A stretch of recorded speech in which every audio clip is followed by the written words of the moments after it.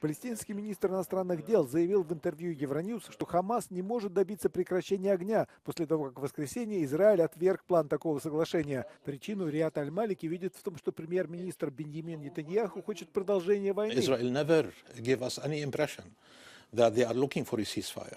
To the contrary, Netanyahu wants to prolong the war.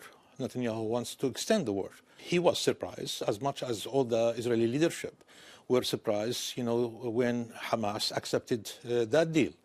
And that exposed them very much. Do you think there's any hope that that could be resuscitated, that ceasefire negotiation, or is it finished for now? I don't think that, there is any possibility for, cessation or a ceasefire. Netanyahu knows very well that, if there is going to be a cessation of hostilities for a time being, it's going to be very difficult after 145 days or 175 days to resume, the killing.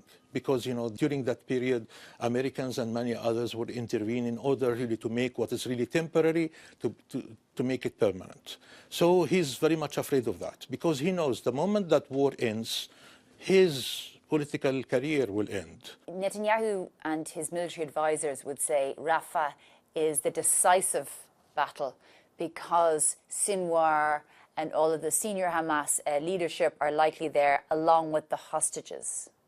Let us assume that they are correct. Let us assume that they are correct. And they will go for Rafa. What they will do? They are going to destroy Rafa. They killed 20, 30,000, 40,000 of Palestinians, mostly children and women. And then they will discover that Sinwar is still alive. And they couldn't really find any of their hostages. What they will do? The fact that he put conditions that they are unachievable in military terms, then, it's very clear that he's not really looking for a solution. He wants to drag us into a regional war. And he wants to drag the Americans into that war.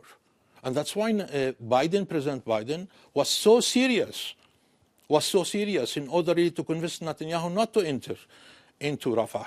Just before I let you go, though, just I suppose from a European perspective, do you think there is any movement on, let's say, for example, recognizing Palestine as a state? There is a movement led by Spain, with a small number of countries, including, Ireland, Slovenia, probably also Norway.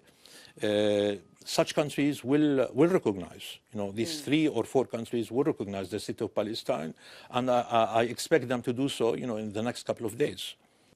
With some European countries.